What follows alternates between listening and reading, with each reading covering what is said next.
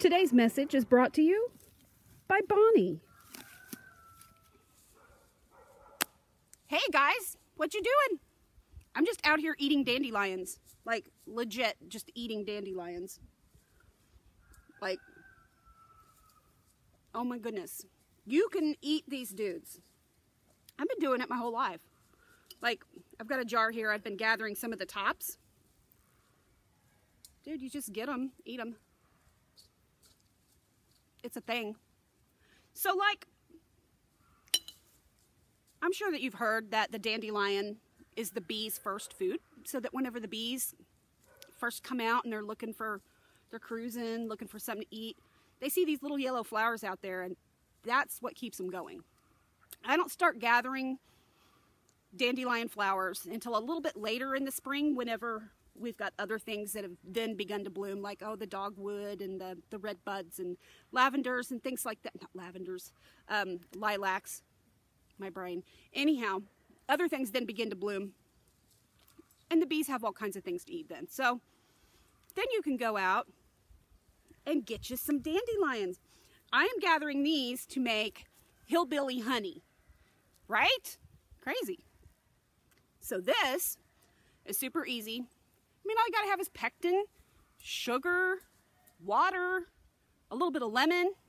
These dudes, easy. Look up a recipe for dandelion honey or dandelion jelly. Super good. So, but you can do that with it. You can make salads with the greens. Amazing. Free food.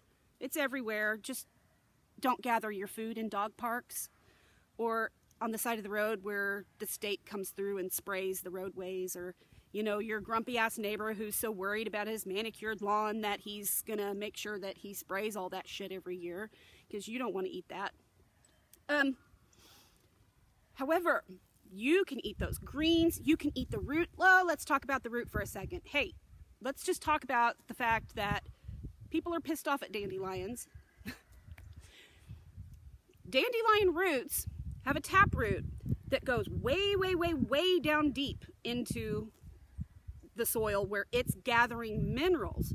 Have you ever driven past someplace and you see somebody's yard and it's like nothing but dandelion? You see like yellow everywhere and you're going, dude, what's going on? That's an indicator that their soil needs more calcium, more minerals, but in particular calcium. Because what that taproot does is it draws all that up from the bottom to the top, the aerial parts of the plant. And then as the plant then begins to kind of die off, then it kind of leaves that on the topsoil. So then, voila, your soil is going to be healthy again. If you just leave them alone, over time, there will be less dandelions each year. You're always going to have a few, but you're not going to have that where it's just absolutely a carpet of yellow. If you just, from year to year, leave your dandelions alone, let them die off naturally, or hey, if you want to, go to a rock quarry and get some stuff to put on your garden. I mean, you can get lime from a rock quarry, and that will take care of helping to nourish your topsoil.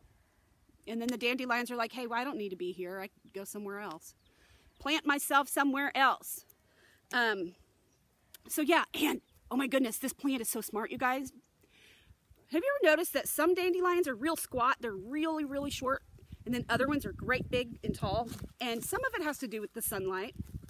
Not all of it though. If you are like looking at a patch of dandelions and you're like, oh, I'm gonna get these fuckers, and you just go and you're like, you mow them down, right? And you think, I've done it. I've killed them, they're not gonna come back. They're gonna come back.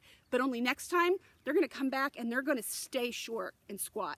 They're not gonna grow great big and tall, because that plant has already figured out that you're gonna come back through with that damn mower, and it's already adjusted to the environment. It's like, I'm gonna be here one way or the other, homie. I've got a job to do on this topsoil. Back off. I'll stay out of the way, you know? Hey, Henry. So there's that. Okay, back to the root and what you can do with it medicinally. Dandelion root is excellent. You can make a tincture out of it. You can make coffee out of it. I have a video already I've done on making coffee out of roots, chicory root coffee, which is wonderful. But you can do the same thing with dandelions. The Confederate soldiers used to do that. I mean, it's a thing. And it has a lot of medicinal benefits. I have this little jar of dandelion root that I gathered. And I just gather it, right? And I wash it off really good. I scrub it a little bit. And then I chop it up and then I dry it. And then it's like I have these little, to me, it's like they're little Tums. Like, if you have acid reflux or any kind of indigestion like that, this is a super, super good tummy medicine. See, I've got this little root here. I'm just going to eat it. And you know what?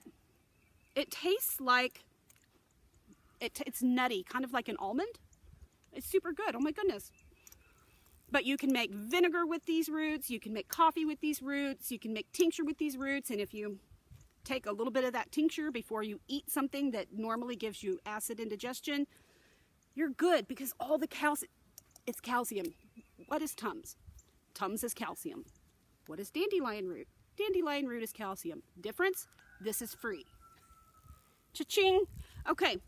Have I already covered the fact that you can fry these dandelions and make dandelion fritters? Make dandelion fritters, dip these in batter, fry them. You can make jelly, you can make wine, you can make all kinds, you can make an infused oil that's really good if you've got lumps and bumps and things. Oh, it's so good. And the thing is that's really great is if you're getting dandelions in your own area, you're going to be getting pollen that is from the same, like your zone. You ever heard that you want to eat local honey? Well, this is like local honey. You're getting local pollen. So if you have issues with seasonal allergies, dude, way to go. Hey, Bonnie.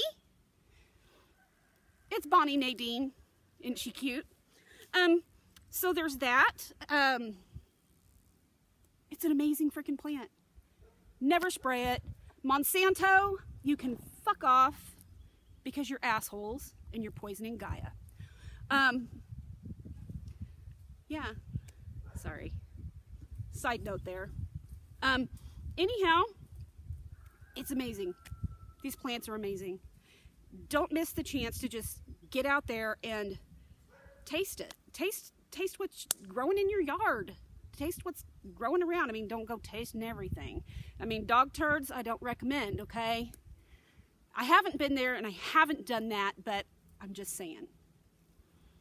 But there's a lot of things out there that you can forage for that are free. And why not? Get out there and taste this stuff. And dude, if you want to talk about iron and calcium, get you some dandelion leaf. They call it a lion's tooth because, oh, where is one? Where is one? Oh, this is a tiny one. It's a tiny one. But it looks like a lion's tooth.